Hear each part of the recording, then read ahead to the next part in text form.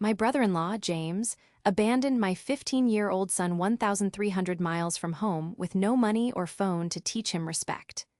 He forgot I was a lawyer. So, I worked with the police, built an ironclad case, and set a trap that got him fired, fined, and publicly shamed in front of his entire world. This is where the story truly begins, and you won't want to miss what happens. Make sure you're subscribed to see it through to the end. We're always curious. Where in the world are you all watching from today? Let us know in the comments. The fluorescent lights of the 40th floor boardroom hummed, a sound I usually found comforting. The sound of order, of high-stakes negotiations going exactly as planned. I was in the middle of a sentence, outlining the compliance framework for a multi-billion-dollar merger, when my personal phone, set face down on the polished mahogany, began to vibrate. It wasn't the normal, polite buzz. It was the emergency override I had set for my son, Alex. I held up a hand, silencing the COO of a Fortune 500 company. "Gentlemen, I apologize, one moment." I stepped into the glass-walled alcove, my heart already a cold knot in my stomach. The caller ID wasn't Alex. It was an unknown number from a state I didn't recognize. I answered, "This is Laura." "Imam." The voice was small, cracked, and terrified. It was Alex, but it wasn't. The confident, slightly sarcastic teenager was gone, replaced by a child. "Alex, honey, what's wrong? Where are you? I thought you were with your Uncle James, driving back." "Mom, He choked on a sob, a sound that ripped through my professional calm and tore straight into my maternal core. He left me, he left me. The boardroom, the merger, the entire city of Chicago outside the window, it all dissolved. My only reality was my son's voice. "Alex, slow down, tell me exactly what happened. Where are you?" "I don't know, a gas station.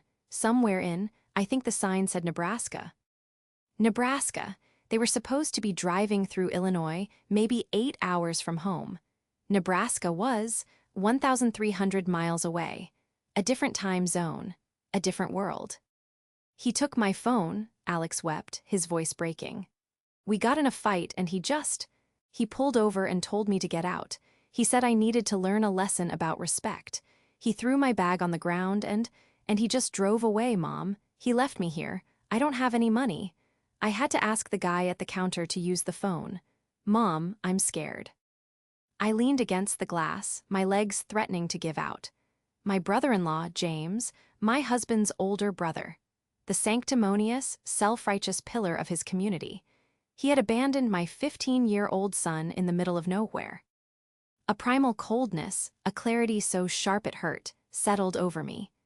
The panic was there, a screaming banshee in the back of my mind, but the lawyer, the protector, the mother took control.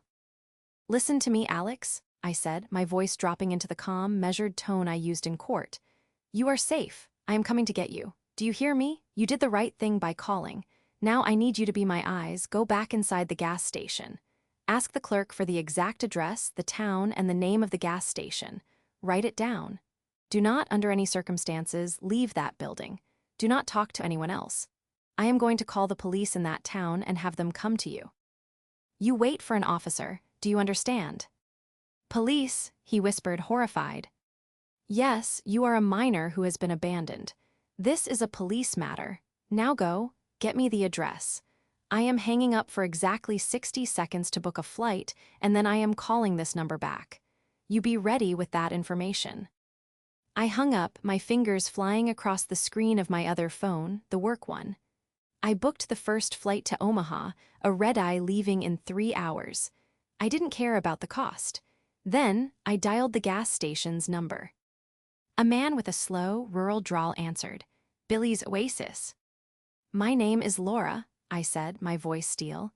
"My 15-year-old son, Alex, is in your store. He was abandoned there by a family member. I am calling the local state police to come to your location right now. I need you to keep him safe until they arrive. Can you do that for me?" "Abandoned? Good Lord. Yeah, the kid's right here. He's shaken up bad. Don't you worry, ma'am. I'll keep him by the counter. We'll get him a soda. He's safe here." "Thank you," I breathed, a single crack in the armor. I walked back into the boardroom. The executives stared, their pens poised. "Gentlemen," I said, my voice devoid of any emotion but finality. "A critical family emergency has just occurred. This meeting is over. My team will be in touch to reschedule." I didn't wait for a reply. I grabbed my briefcase, my coat, and strode toward the elevator, dialing my husband, Nathan. He picked up on the second ring, cheerful. "Hey, hun, how's the—" "James left Alex at a gas station in Nebraska," I said, cutting him off. The silence on the other end was total. "What? That's not funny, Laura. They're probably just—" His phone died. "Nathan, I just spoke to him. He's 1,300 miles away. James took his phone, took his money, and abandoned him because he needed to learn respect. I'm on my way to O'Hare. I'm flying to Omaha to get him. I've already called the local police to pick him up." "James wouldn't. He wouldn't do that," Nathan stammered, the denial thick in his voice. I had no time for his disbelief, no patience for his lifelong habit of making excuses for his brother. "He did.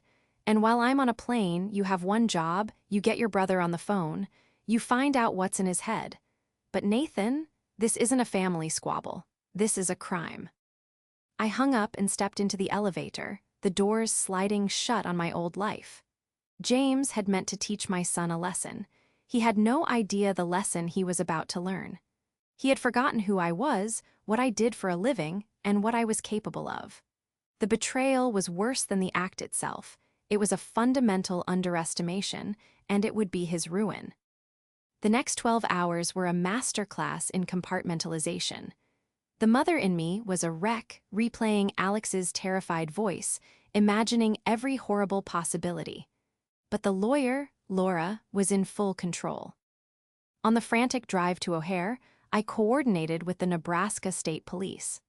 I spoke to a Sergeant Miller, a man with a calm, fatherly voice who instantly grasped the severity of the situation. He confirmed his troopers had located Alex at the Billy's Oasis. He was safe, and the gas station attendant had indeed given him a soda and a bag of chips. "Ma'am, your son is safe with us at the barracks," Sergeant Miller assured me. "He's scared, but he's okay. We've taken his preliminary statement." "Sergeant," I said, swerving around a semi-truck. "I'm a lawyer. I'm boarding a flight to Omaha now. I'll be renting a car and driving straight to you. I want to be clear. I am pressing charges for child abandonment and endangerment." "I don't blame you one bit," Miller said, his tone hardening. "We're already running the plates on the vehicle your son described. James, you said, we'll put out a bolo for the vehicle, though he's likely long gone. We'll have an officer ready to take your full statement when you arrive." I thanked him and hung up, my mind already pivoting. I called my husband, Nathan. "Did you reach him?" I asked, no preamble. Yeah, Nathan said. He sounded awful, hollowed out. "I reached him. He's already back in Iowa, almost home." "And—" He admitted it, Laura. He said Alex was being unbearably disrespectful, questioning his beliefs, his authority. He said he just snapped and wanted to scare him straight. He said he figured Alex would call us after a few hours of thinking about his actions. He sounded proud of it. I gripped the steering wheel, my knuckles white. Proud. "He doesn't get it, Laura. He genuinely thinks he did a good thing, like something a strong father would do. He asked if Alex had called home with his tail between his legs yet. I told him what he'd done. I told him you'd called the police. He got quiet. Then he got angry. He said you were overreacting and trying to ruin him. Then he hung up on me." "Nathan," I said, my voice dangerously quiet, "I need you to understand what's happening. This is no longer a family dispute. James committed a felony. I am not overreacting. I am reacting." I know, he whispered. My own brother." "Your brother," I stated, "left my son, our son, for dead. You need to pick a side. Are you with me and Alex, or are you making excuses for James? Because I don't have the emotional bandwidth to manage you and this crisis." It was harsh, but it was necessary. I needed him to shed his lifelong role as the placating younger brother. I'm with you, he said, his voice firmer. I'm with Alex. What do you need? I need you to go to the house, pack a bag for Alex with his comfort items, his laptop, his headphones, his favorite hoodie. And I need you to wait. I'll call you when I have him. I hung up and boarded the plane. The flight was a blur. I sat in first class, a stark white gin and tonic untouched on the tray table, my laptop open. I wasn't watching a movie. I was researching Nebraska state statutes on child abandonment. I was outlining a civil complaint. I was drafting discovery requests. I landed in Omaha, rented a nondescript Ford sedan, and drove 2 hours through the dark, empty expanse of the state, fueled by a terrifying, cold rage.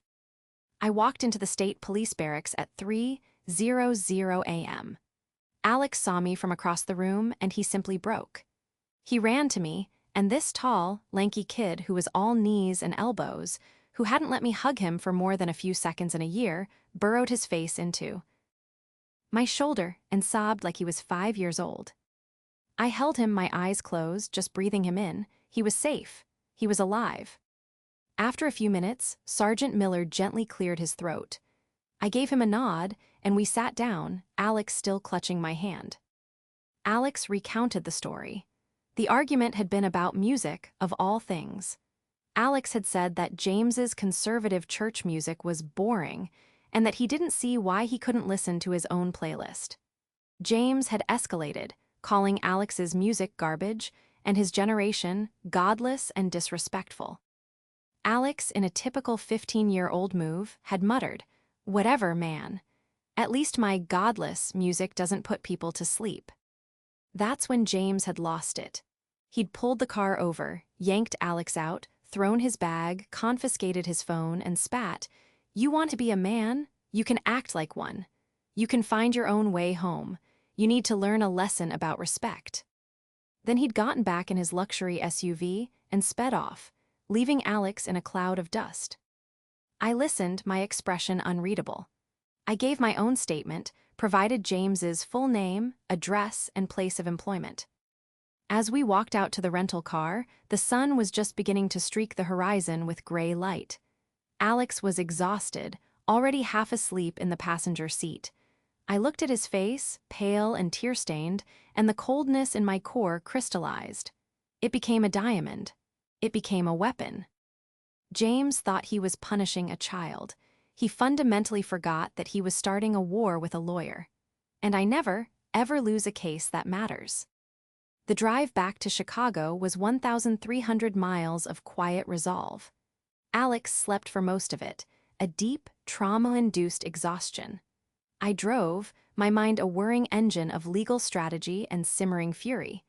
To understand James, you have to understand my husband's family.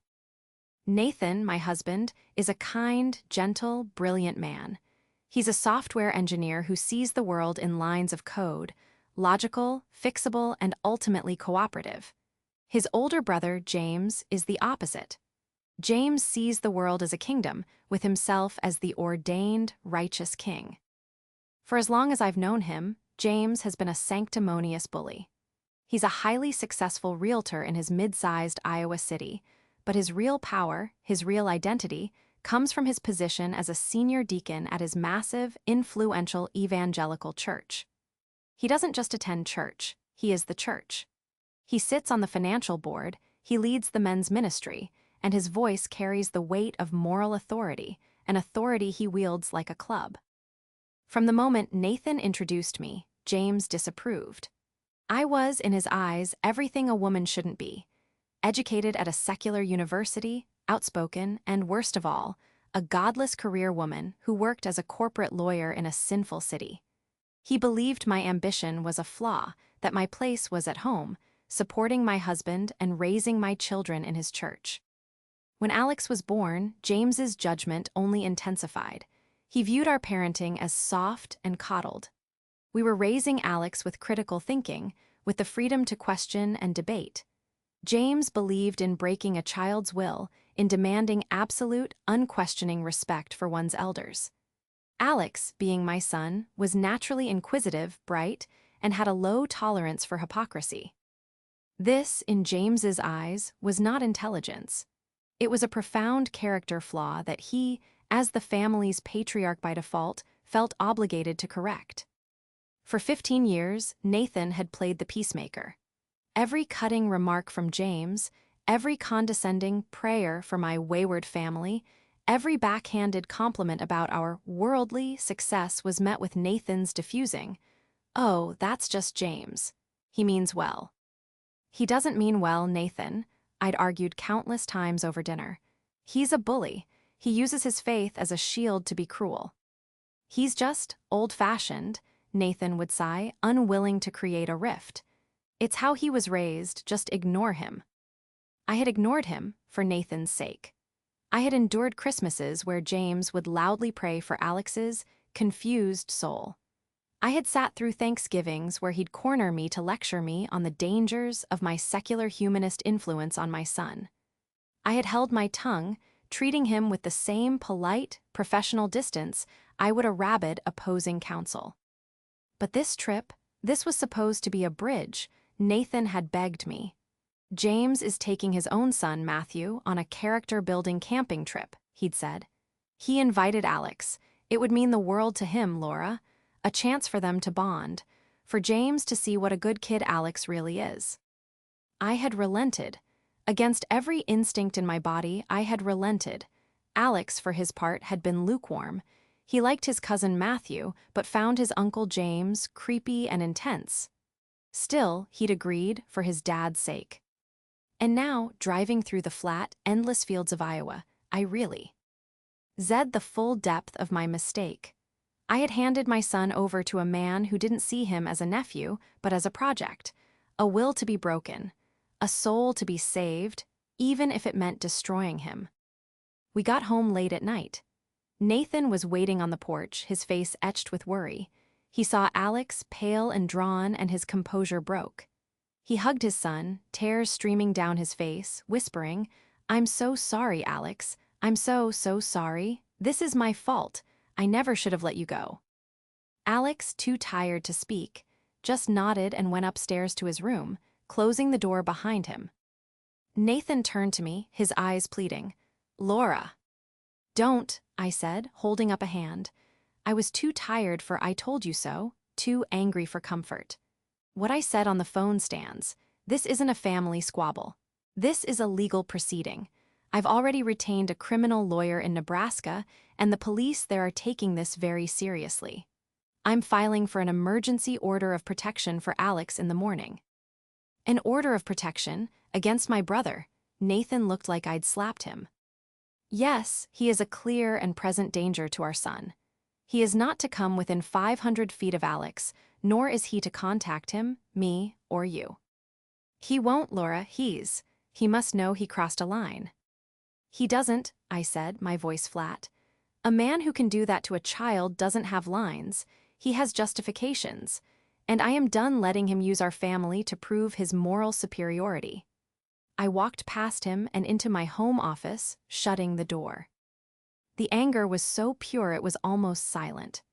James had hidden behind his polished appearance, his vague but impressive-sounding profession, and his holy reputation for his entire life. He had spent years subtly, and not so subtly, questioning my fitness as a mother, my profession, my worth. He had just made the single greatest mistake of his life. He had brought the battle into my arena. He thought he was a deacon. He was about to find out what it felt like to be a defendant. The next morning, I shifted from passive victim to active strategist. The shift was as natural as breathing. In my world, when you are attacked, you don't just defend, you countersue. You don't just block, you dismantle. Alex was traumatized. He stayed in his room, the door closed. He wasn't talking, not to me, not to Nathan. He was just gone. The quiet, constant hum of his gaming computer was the only sign he was even awake. My husband, Nathan, drifted through the house like a ghost, his face a mask of guilt and shame. He'd left a dozen voicemails for James, none of which were returned. This was no longer just about punishment. This was about justice for Alex. James had inflicted a wound that therapy and time might heal, but my job was to ensure the man who inflicted it was held accountable in every conceivable way. My clever trap wasn't a single item. It was my entire professional existence. It was my network, my understanding of regulatory bodies, and my ability to read the fine print of a man's life until I found the flaw in his foundation. My first call was not to a family therapist. It was to a man named Rick Evans. Rick was a private investigator, a former financial crimes detective from Chicago PD. He was expensive, discreet, and utterly ruthless. I had used his firm twice before to dig into the opaque finances of shell corporations during hostile takeovers. "Laura," he answered, his voice gravelly. "Been a while. What multi-million-dollar empire is burning today?" "A much smaller one," I said, pacing my office. "My brother-in-law, James, he's a realtor and a prominent church deacon in Davenport, Iowa. He thinks he's untouchable. I want you to find out if he is." "Davenport," Rick scoffed. "Small pond, what am I looking for?" "Everything," I said.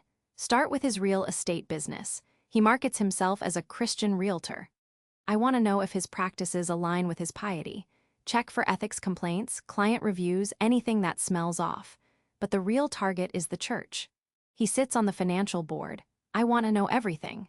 How he votes, who he associates with, and specifically, if he's ever used his church position to his professional advantage. I want you to find out where he gets his clients." "Got it," Rick said. "He's a big fish in a small religious pond. I've seen the type. They often forget the thou shalt not steal part when it comes to commission." "Exactly," I said. "I'll wire the retainer in 10 minutes. I want a preliminary report by the end of the week." My second call was to the Nebraska State's Attorney's Office, Criminal Division. I'd already faxed over my formal statement and the emergency protective order I'd filed in Illinois. I spoke with a young, sharp deputy prosecutor named Sarah Jenkins. "Ms. Harris," she said, "I've reviewed the file. Sergeant Miller's report is thorough. To be honest, this is one of the more black-and-white child abandonment cases I've seen. We are absolutely moving forward with charges. We'll be issuing a warrant for his arrest." "Thank you," I said. "I'm a lawyer myself, so you know I'm not going to be a difficult victim's parent. I'm here to provide anything you need. But I also need you to understand the full context. This wasn't just recklessness. This was a calculated act of cruelty intended to teach a lesson. I need that reflected when it comes to the sentencing recommendations." "Understood," Sarah replied, her voice appreciative. "We'll be in touch." The warrant was issued that afternoon. It was official. James was now a wanted man. The protective order was granted by an Illinois judge the same day. A copy was served to James at his home in Iowa. The first domino had fallen. For 2 days, the house was silent. Then, on Wednesday evening, Nathan's phone rang. It was James. I nodded at Nathan, pointing to the speakerphone button, and hit record on my own device. "Nathan, what is this?" James's voice wasn't calm or righteous. It was a high-pitched, panicked screech. "The police were at my house. They served me with a restraining order. Your wife is insane, Nathan. She's trying to ruin me." Nathan, to his credit, found his spine. "You abandoned my son, James. You left him 1,300 miles from home. What did you think was going to happen?" "I was teaching him respect. He's a disrespectful, mouthy kid. I did what our father would have done. And now she's called the police. In Nebraska. They have a warrant for me, Nathan. A warrant for what? Disciplining my own nephew." I decided it was time to speak. "Hello, James," I said, my voice as cold and clear as ice water. "This is Laura." The line went completely silent. He hadn't known I was there. "You," he finally spat, his voice dripping with a venom I had never heard from him. "You did this. You crazy, godless. You're trying to destroy my life." "Destroying your life, James," I said, "would be me leaving you stranded in a hostile environment with no money and no way to call for help. What I'm doing is called consequences. I'm just here to ask one simple question for the police report I'm holding." What report?" he stammered. The one from the Nebraska State Police. They just want to confirm the exact address of the gas station where you abandoned my 15-year-old son. Was it the Billy's Oasis off I-80 or a different one? They want to make sure they have the crime scene correct. Can you confirm that address for me, James, for the report? I heard a sharp intake of breath. The word crime scene had hit its mark. The arrogant facade of the church deacon shattered, and the sniveling, panicked bully underneath was exposed. You can't do this to me," he whispered, his bravado gone. "I'm your family, I'm a good man, I'm a pillar of this community. This will ruin me, I'll lose my license. I'll be removed from the church board." "Yes," I said, "you will. You seem to finally understand the gravity of your actions. Now let me be perfectly clear. This is not a negotiation. You will not contact my husband, you will not contact my son, and you will not contact me. The next time you hear from me will be through my attorney or the state's attorney's office. If you try to contact any of us, I will consider it a violation of the protective order and have you arrested. Goodbye, James." I hung up. Nathan was pale, staring at the phone as if it were a snake. He really didn't get it, he said, his voice full of a strange, pained awe. He didn't think he'd done anything wrong until it affected him. "They never do," I said. The next morning, Rick Evans's preliminary report hit my inbox. It was better and worse than I could have ever imagined.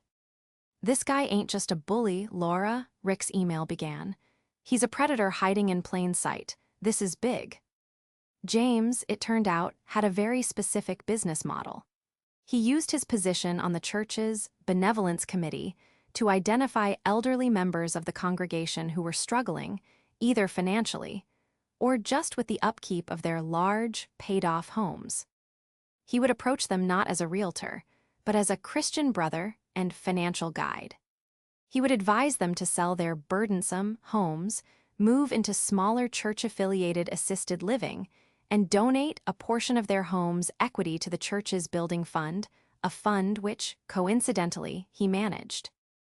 And of course, he would offer his services as their realtor, taking a full, non-negotiable 6% commission, while his own firm also charged them exorbitant consulting and staging fees.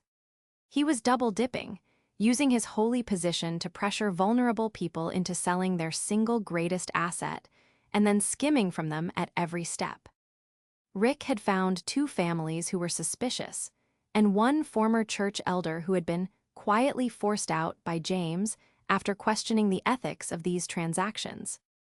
I closed the laptop, a slow, cold smile spreading across my face. James hadn't just committed a crime against my son, he had a history, he had a pattern. I now had an ironclad legal case, and I had something even better. I had leverage. The phone call had been the appetizer. The main course was yet to come. Rick's report gave me the weapon I needed to dismantle James's entire life, not just the part that had intersected with mine. This was no longer just about the felony in Nebraska. This was about a pattern of predatory behavior. I spent the next 2 days preparing 2 identical packages. They were professional, bound, and tabbed, just like a final argument binder I would prepare for court. Inside each was a copy of the filed police report from the Nebraska State Police, a copy of the active arrest warrant for James, a copy of the emergency order of protection, now formally served, Rick's full report, including the financial analysis of James's real estate transactions, sworn, notarized affidavits from the 2 elderly families Rick had interviewed, detailing how James had counseled them to sell their homes. A signed affidavit from the former church elder, describing how James had threatened his reputation and had him removed from the board for sowing discord when he questioned the ethics. Package A was addressed to the state of Iowa's Real Estate Licensing and Ethics Board. Package B was addressed to the senior pastor and the board of elders at James's church. I was about to set fire to both pillars of his life, but before I sent them, I needed to see my husband, Nathan. He was in his study, staring blankly at a screen of code. "Nathan," I said, placing one of the binders on his desk, "I need you to read this." He opened it. I watched his face as he read. He started with the police report, which he already knew. But then he got to Rick's investigation. I saw his skin go gray. I saw his hand begin to tremble as he read the affidavits from the elderly couples, people he knew, people he'd probably shared potluck dinners with. He read the final affidavit from the disgraced elder, a man named Mr. Henderson, whom Nathan had always respected. He finished, closed the binder, and was silent for a full minute. He looked up at me, and the last shred of brotherly loyalty in his eyes had been burned away, replaced by a cold, unfamiliar fury. "He's a monster," Nathan whispered. "He's been using the church. He's been robbing people, old people. Mr. Henderson, James told everyone he had a private moral failing and stepped down. He's a predator, Nathan, and he's been hiding behind his Bible for years," I said. "I'm sending this binder to the real estate board and to his church leadership. I wanted you to see it first." "Good," Nathan said, his voice hard. "Send it, burn him to the ground." "I'm sending them," I said, "but I think we need to deliver one in person." A few days later, James made a fatal error. He broke the protective order. A package arrived at our house. Inside was a large, ornate family Bible. Tucked inside was a handwritten letter, not to me or Nathan, but to Alex.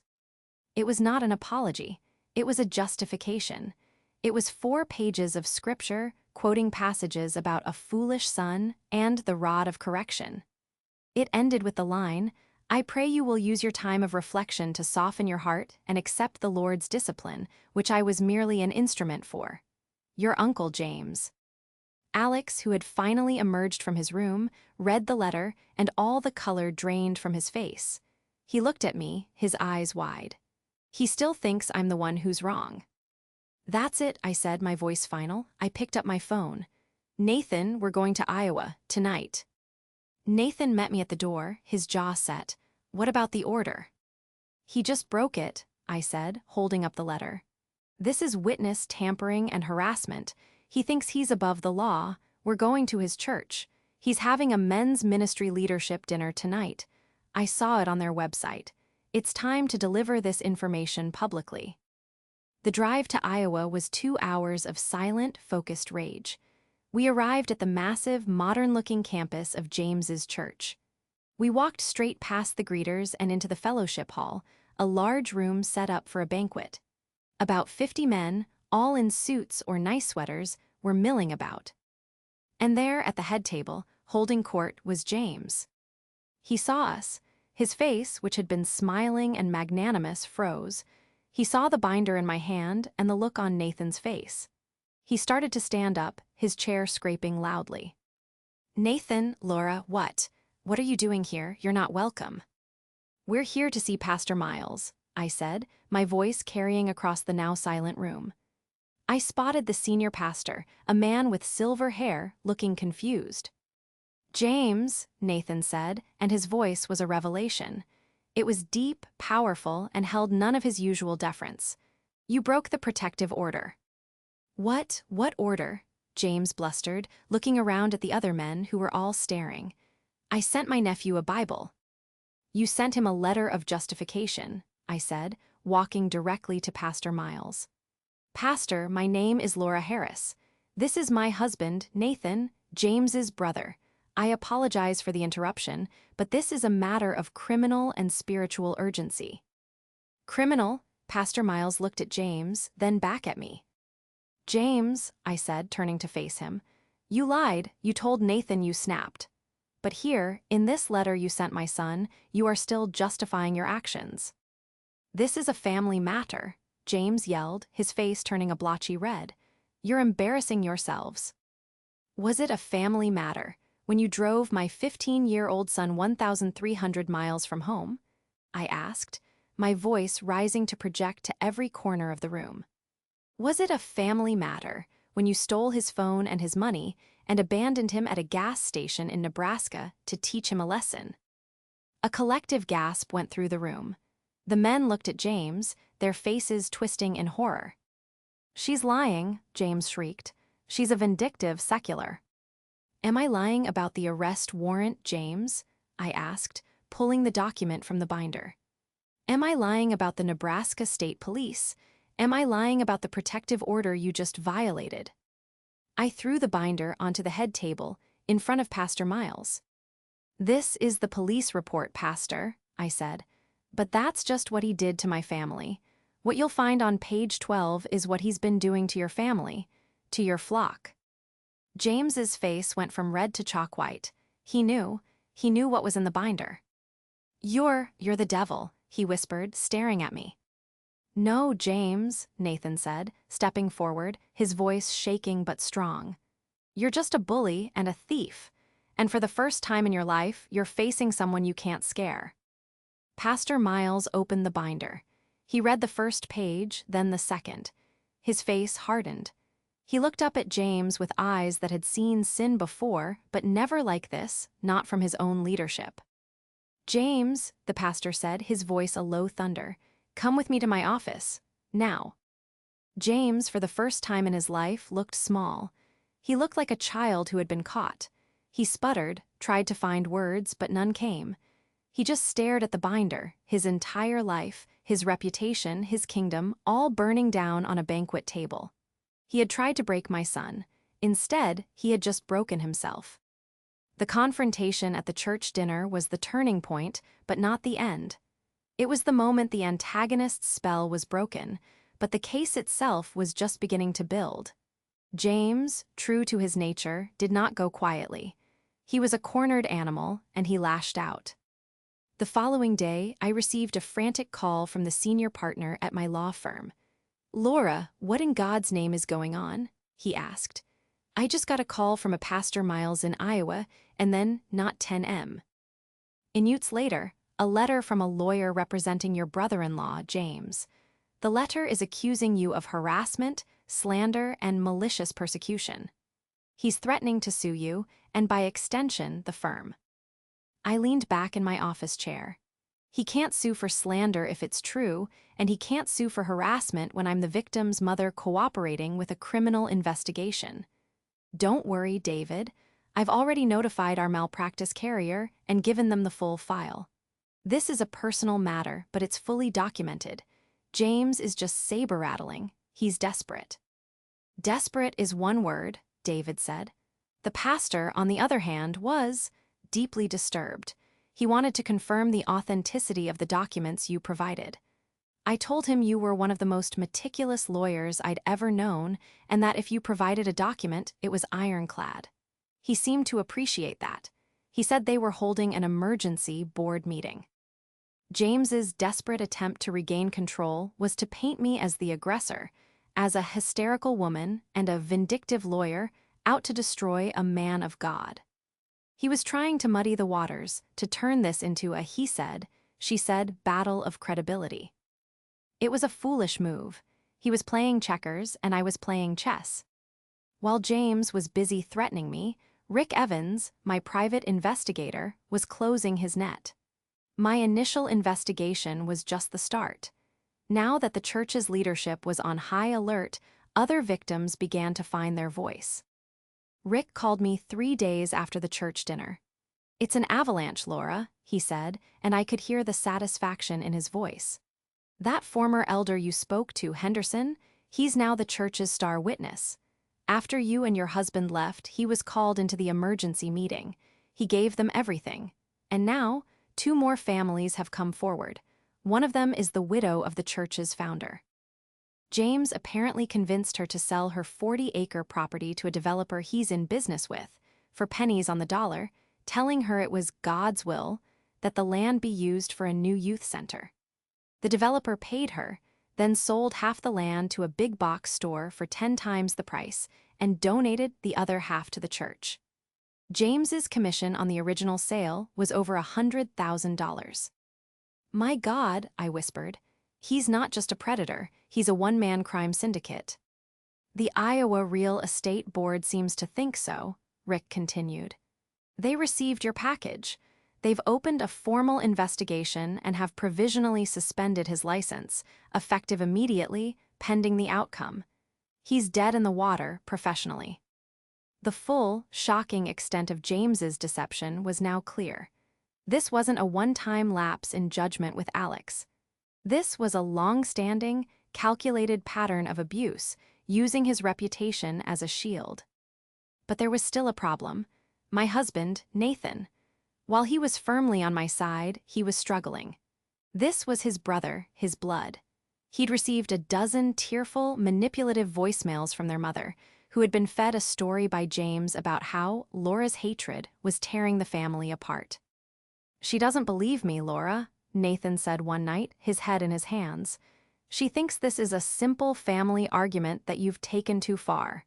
She wants us to drop the charges against James. She said, think of his children." "What about our child?" I said, my voice rising. "What about Alex?" I know, he said, but this is hard." He was still struggling with his loyalty. I realized then that Nathan needed to be the one to land the final blow. He needed to be the one to see it through, for his own sake as much as for Alex's.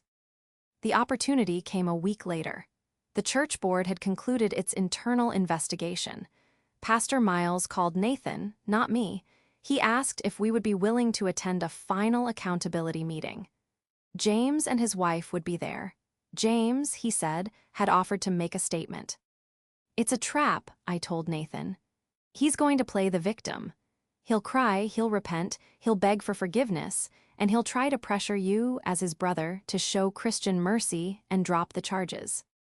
"Then I'll be there," Nathan said, his eyes hardening, "and I'll bring this." He held up a thin file. It was the report from Alex's new therapist. Alex had been diagnosed with acute anxiety and PTSD as a direct result of the abandonment. He was having nightmares. He was afraid to be alone. "He wants to talk about forgiveness," Nathan said, his voice cold. "Let's talk about the cost of what needs to be forgiven." We were going back to Iowa. But this time, it wouldn't be a confrontation. It would be a sentencing, and Nathan would be the one to deliver it. The accountability meeting was held not in the Grand Fellowship Hall, but in the church library, a somber room lined with dark wood and theological texts. It felt like a tribunal. Pastor Miles sat at the head of a long table, flanked by the 4 remaining board elders. James and his wife, Sarah, sat on one side. Nathan and I sat on the other. James looked like a different man. His usual tailored suit was gone, replaced by a rumpled shirt. His face was puffy, his eyes red. He looked broken. His wife, Sarah, just stared at the table, her expression blank. "Thank you for coming, Nathan, Laura," Pastor Miles began, his voice heavy. "We have concluded our internal investigation, based on the documents you provided and our own subsequent findings. James, as you know, has been asked to speak." James looked up, his eyes immediately finding Nathan's. He didn't look at me. He knew I was a lost cause. His only hope was his brother. "Nathan," James began, his voice thick with a practiced theatrical emotion. "Nate, I don't know what to say. I've been under so much pressure. Business hasn't been good and I lost my way. I lost my temper." He paused, clearly waiting for Nathan to interject, to say, "It's okay." Nathan just stared, his expression unreadable. "What I did to Alex, it was wrong," James continued, tears welling in his eyes. "It was a terrible mistake, a lapse in judgment. I am a sinner. I have sinned against God, and I have sinned against you, my family. I am on my knees, begging for your forgiveness." He put his head in his hands, his shoulders shaking with sobs. His wife, on cue, put a hand on his back, rubbing circles. It was a perfect performance of contrition. We've already lost so much," James choked out, looking at Pastor Miles. "They've suspended my license. I can't provide for my family. Laura, Nathan, if this criminal charge goes through, I'll go to jail. My life will be over. My children will be ruined. Please, I'm your brother. I'm asking for mercy. Please tell the prosecutor you want to drop the charges." The elders looked uncomfortable. Pastor Miles looked at Nathan. The entire room was holding its breath, waiting for Nathan, the long-suffering, peacemaking younger brother, to do what he had always done: smooth things over. Nathan was silent for a long time. He looked down at the file in his lap. Then he looked up, not at James, but at Pastor Miles. "Pastor," Nathan said, his voice clear and calm, "thank you for letting us be here. James speaks of sin. He speaks of a lapse in judgment. I'd like to talk about consequences." He opened the file. "This is a report from my son's therapist. My 15-year-old son, Alex. He's been diagnosed with post-traumatic stress disorder. He has panic attacks if he's left alone for too long. He has nightmares that he's being abandoned. He's on medication for acute anxiety. Your lapse in judgment, James, did this to him." James flinched as if he'd been struck. "You talk about your C. Hildren," Nathan continued, his voice rising, gaining a power I had never heard. "You left my child. You didn't just lose your temper. You made 1,000 calculated, cruel decisions. You decided to take his phone. You decided to take his money. You decided to drive him to a desolate gas station. You decided to leave him there, 1,300 miles from anyone who loved him. And then you decided to drive away and not tell his parents." Nathan stood up, leaning his hands on the table. "And that," he said, his voice dropping to a low, furious growl, "was just what you did to us. For 10 years, this board has let you run your benevolence committee. How benevolent were you, James, when you strong-armed the Hendersons into selling their home? How benevolent were you when you preyed on Mrs. Davies, a widow, and stole her family's land for a kickback?"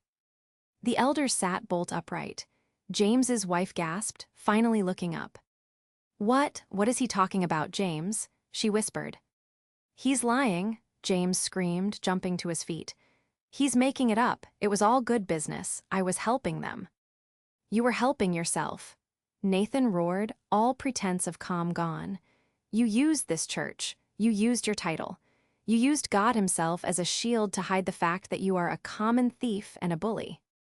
Nathan turned to Pastor Miles. "You want to know if we'll drop the charges? No, absolutely not. He will face the criminal charges in Nebraska, and as for what he did here, to your church, that's on your conscience, but our family is done. You are not my brother, James. You are just the man who traumatized my son." It was a total, systematic dismantling. James stood there, exposed, his performance of repentance shattered, revealing the ugly, greedy, and cruel man beneath. His wife, Sarah, looked at the elders, then at her husband, her face white with dawning, sickening realization. She stood up, grabbed her purse, and without a word walked out of the room. James collapsed back into his chair, a broken, empty man. The public shaming was complete. His two worlds, church and family, had collided, and he had been crushed between them. Pastor Miles, his face a grim mask, looked at James. "James, I think you need to leave. We will be in touch regarding the next steps, which will include a full, independent forensic audit of the church's finances." James didn't move. He just stared at the empty chair where his wife had been. His downfall was absolute. The fallout from that final meeting was swift and total. James's ruin was not a single event, but a cascade of failures, each one triggering the next. Legally, the criminal case in Nebraska moved forward. Faced with the irrefutable evidence, the police report, Alex's testimony, and the testimony of the gas station attendant, James's lawyer knew he had no defense. The deputy DA, Sarah Jenkins, pushed hard. James was facing a felony conviction, which meant jail time and the permanent, irrevocable loss of his real estate license. His lawyer, seeing the writing on the wall, called me directly. He proposed a deal. James would plead guilty to a lesser charge, a gross misdemeanor for reckless endangerment and child abuse, sparing Alex from having to testify. In exchange, he would agree to a massive civil settlement. I conferred with Nathan and Alex. "I don't want to go to court," Alex said, his voice quiet.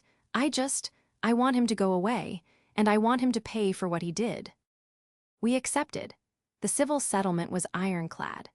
James was forced to liquidate his assets, including his beloved luxury SUV and his vacation property. The settlement paid for 4 years of Alex's future college tuition, a donation to a national hotline for runaway teens, and of course, all of Alex's ongoing and future therapy costs. The court also fined him heavily and sentenced him to 3 years of probation and 1,000 hours of community service. The terms of the protective order were extended for 5 years. Professionally, he was finished. The Iowa Real Estate Board, armed with my binder and the affidavits from the church members, permanently revoked his license. The headline in the Davenport Gazette read, "Prominent church deacon and realtor loses license over gross misconduct and predatory ethics violations." He was fired from his realty firm the same day.